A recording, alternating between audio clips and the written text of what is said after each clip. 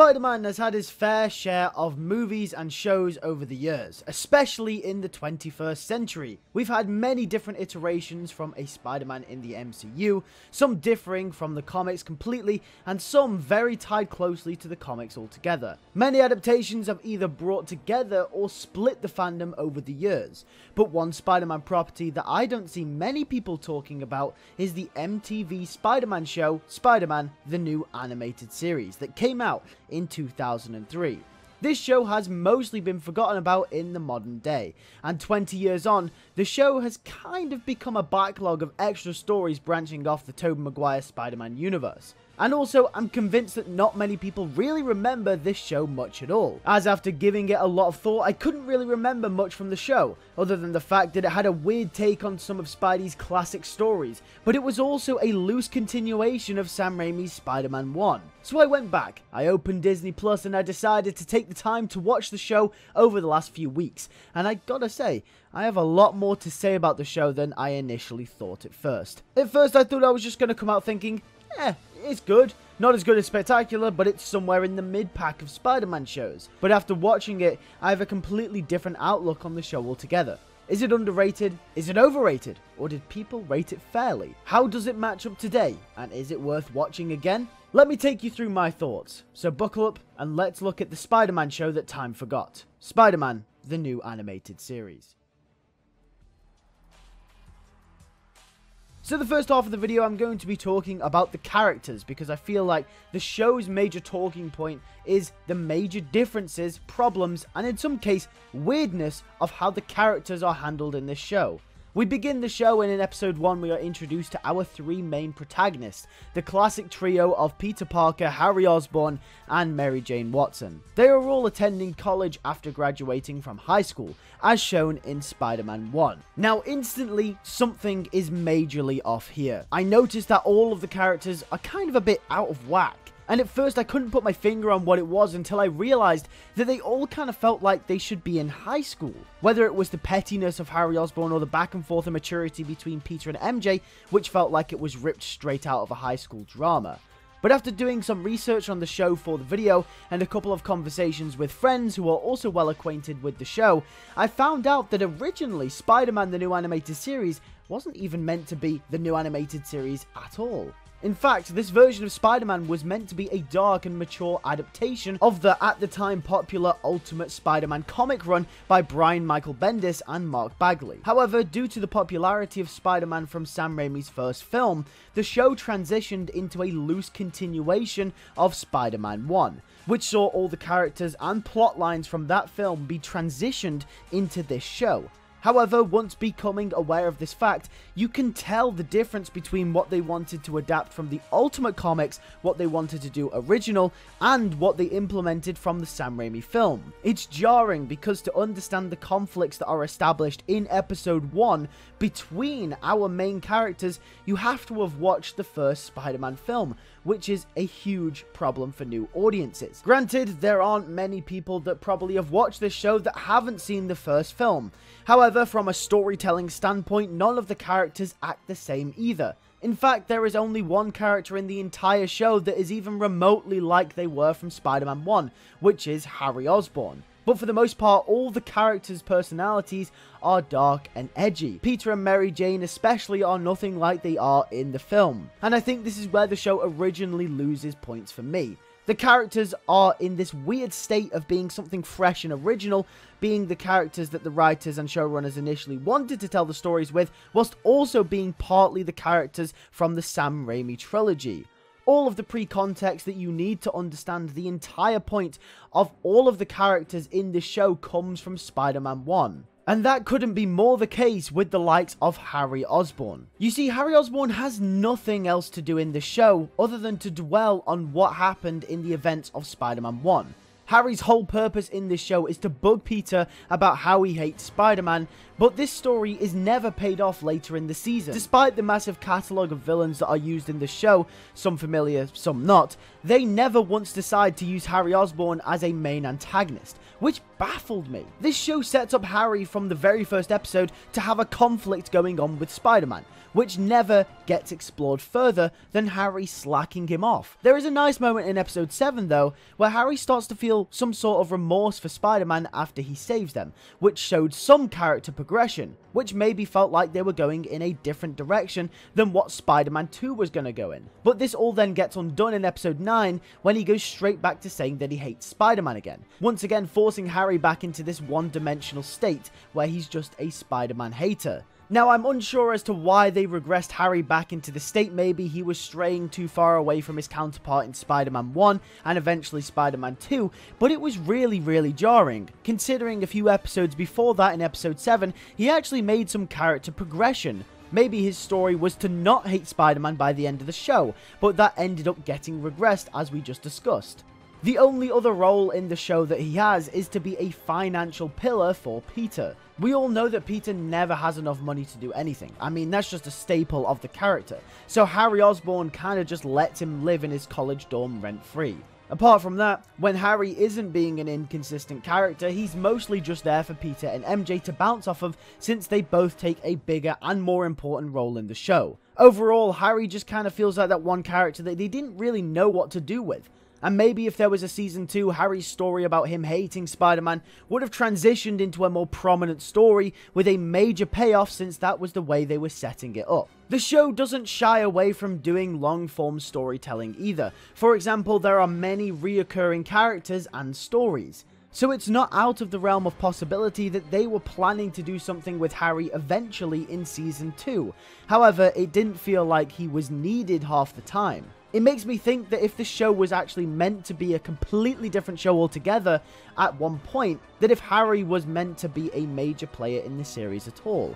And since Sony wanted them to shift the focus in a more Raimi direction, that they were then forced to use Harry Osborn more frequently. But since they didn't know what to do with him, or how to handle this character in general, he just became that one guy who hates Spider-Man. So, with that out of the way, let's talk about our main two protagonists, which are Peter Parker and Mary Jane Watson. I would talk about these two separately, but both of their main stories do overlap with each other to the extent that it would be difficult not to talk about either or when talking about them, so I'm just going to talk about them together. Unlike Harry, Peter and MJ actually have a story together that does get paid off by the end of the show. The whole point of the back and forth between these two in this show is that Peter loves MJ and MJ loves Peter. It's the classic back and forth thing that you'd expect from Peter and MJ in a high school Spider-Man story. But since they're in college, they have class, and the fact that Peter is Spider-Man hinders their relationship. Pretty standard stuff. But it's paid off in the last portion of the season, where MJ finds out that Peter is in fact Spider-Man. And yeah, that was revealed in a dream sequence or whatever, but it still came full circle due to the characters' motivations and how they felt about each other. This is what Peter wanted to do for a long time, since he is obviously in love with Mary Jane, so it would make sense that he would want to reveal his secret identity to her to make his life and her life and their relationship easier and able to happen. I really like that this is the centerpiece of the show, because it doesn't overcomplicate what it wants the main character's stories to be. And since it's 20 minutes per episode, where you have to explore a new villain and do basic world building and expand on other characters every single episode, it's a nice consistent story that allows for MJ and Peter to have ties to the main story based on what's happening with Spider-Man. For example, let's just say Peter and MJ are meant to be going out on a date, but then something happens which requires Spider-Man. This obviously affects Peter and MJ's relationship. You get the drill. It's very standard, but it does work. Peter's goal is to be with MJ, and MJ's goal is to be with Peter, but constantly there is something standing in the way. In episode 9, there is a nice moment where Peter doesn't show up for MJ's performance, but a third and final chance he gets, he does actually eventually show up. However, then, it's implied that MJ already has a date, and Peter was in fact too late. Similar to the direction they would end up going in Spider-Man 2. Where obviously MJ wants to be with Peter, as we saw at the end of Spider-Man 1, but Peter keeps ignoring her calls to be with her because he is Spider-Man. And when Peter tries to figure out how to be with her and also how to be Spider-Man at the same time, and realizes that he actually wants to be with her, MJ ends up getting engaged to John Jameson. Despite the fact that at some points in the show it's written like it's meant to be in high school, on the all, I do actually kind of like that this is the centerpiece of this show. That a lot of the stories with all of the main characters revolve around Peter and MJ's relationship. However, my only issue with this relationship is once again the Raimi effect. The show starts off from where we left off in Spider-Man 1, which is fair, but it relies on us trusting that context from Spider-Man 1 and having that context to exist in this universe when clearly they are not the same characters.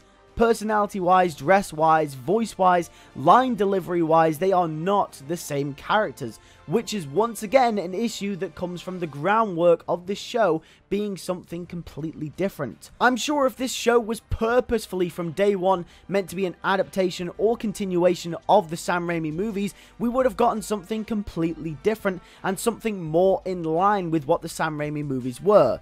But since this show wasn't meant to be that in the first place, and it was originally meant to be an adaptation of the Ultimate Spider-Man comics and something more original, the characters are clearly set up to be way different than they were in the Sam Raimi trilogy. MJ is the biggest example of a character that had been affected by this issue. For example, she is way more similar to the version of Mary Jane from the comics in this show, which is more flirty, more outgoing, and more confident. In the Sam Raimi films, the personality put forth with MJ was a lot more toned down in comparison to the comics. Yes, she was still a very outgoing person, but a lot less flirty than she is here. Either way, this hinders the show more than it does good, because not only do they not feel like the same characters, the fact that they use the context laid out in Spider-Man 1 means that the show hardly does any work to show us why they are in love with each other in the first place, other than telling us that they grew up together and that they've been in a back and forth relationship for a while.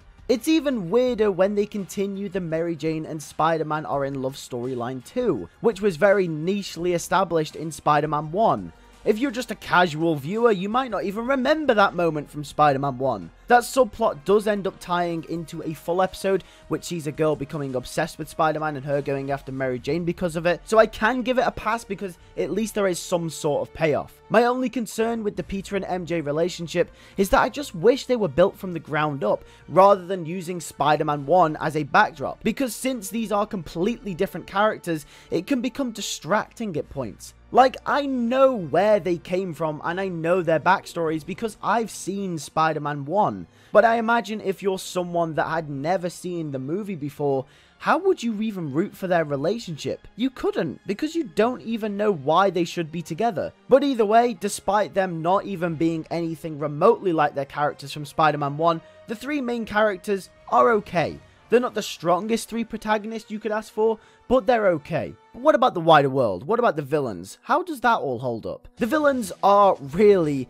weird. And if you have seen this show before, you know exactly what I mean. But they're also pretty cool. I know some people that aren't fans of the amount of absurd and wacky villains that they use for some of the episodes, but I kind of like it. I think it adds something unique to this world. Don't forget, they also do use villains like Lizard, Electro, Kraven, and Kingpin, which are classic villains in the Spider-Man mythos. I think since this is a more mature Spider-Man show, they can get away with using really wacky villains because it's a show that has been designed to do something different anyway. So it doesn't really bother me all that much, and I kind of like what they did with that. When it comes to the side characters, there's nothing really special, they just kind of exist in this world. They also have this character called Indy, who I actually think is a very nice addition to the show. She is kind of a key player in Mary Jane and Peter Parker's relationship. And like I said, MJ and Peter's relationship is at the core of what makes this show good. So I do think having her be a key player in their relationship and almost making sort of like a love triangle in their relationship is really interesting. Also, Indy is a very nice character as well for Peter to bounce off of, since she talks very technically like Peter does, something that MJ and Harry, due to their character constraints, don't actually do. Also, in the final battle of the show, Indy's character getting really hurt allows Peter's character to really grow. It's just a shame that we didn't get a season 2 to expand on what would have happened with Peter in that season and how he would have recovered what had happened to Indy. Because Indy got really hurt and then Peter gave up being Spider-Man, which I think is a really interesting place to take a show like this. But obviously, since season 2 never actually got made, it meant that we never actually got to see the resolution of this story. But I think Indy was one of those characters that really differentiated this show from all of the Raimi aspects.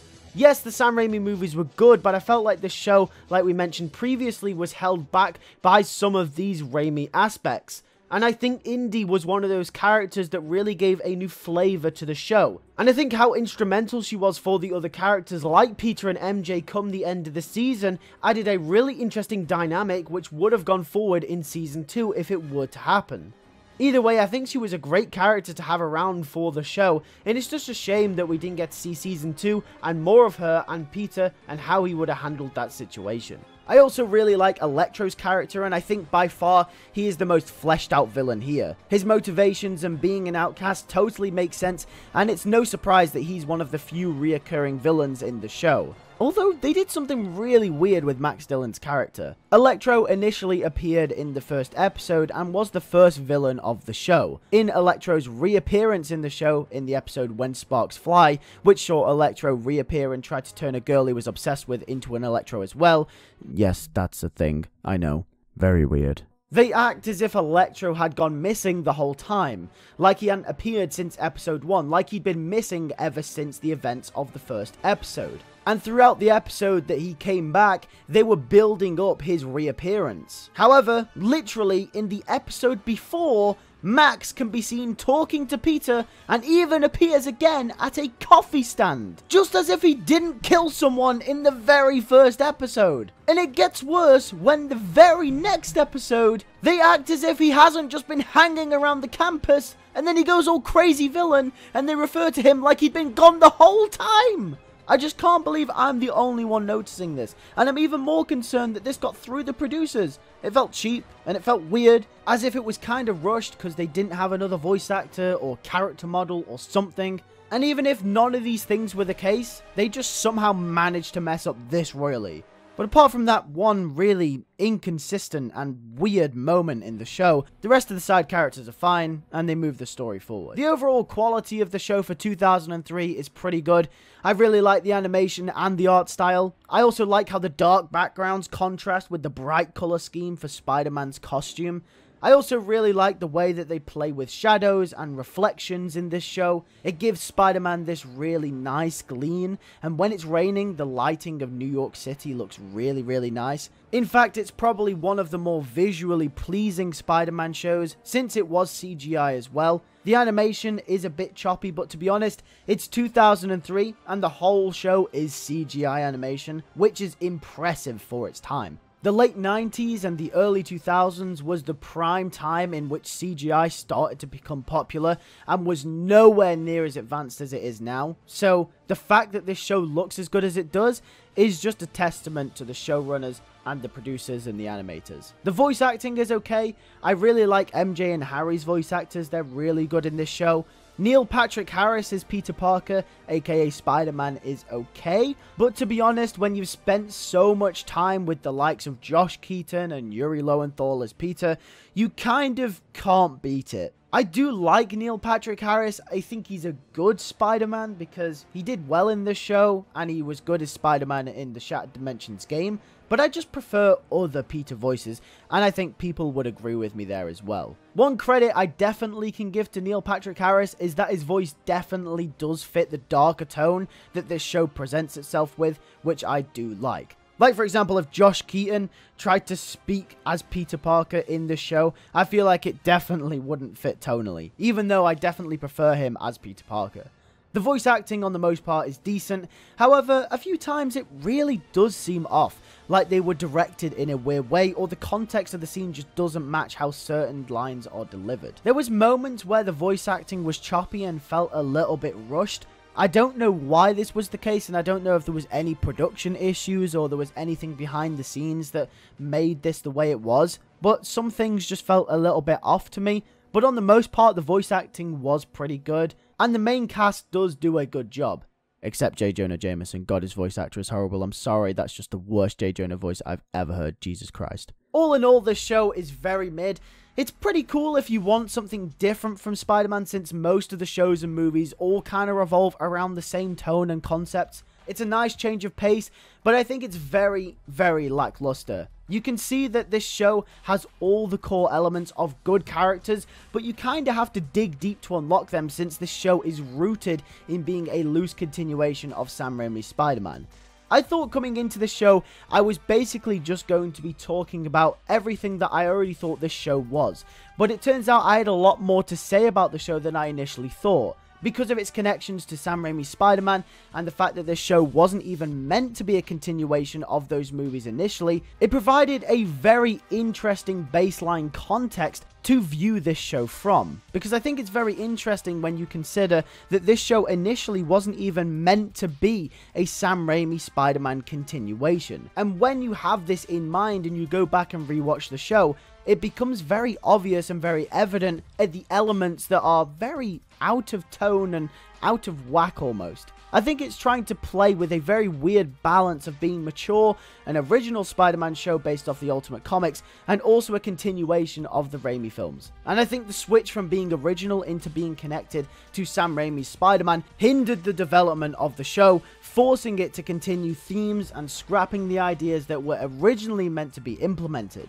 I think this is probably the reason for some of the choppy dialogue, the unfinished stories, characters that have nowhere to go, weird continuations of plot threads that came from Spider-Man 1, etc.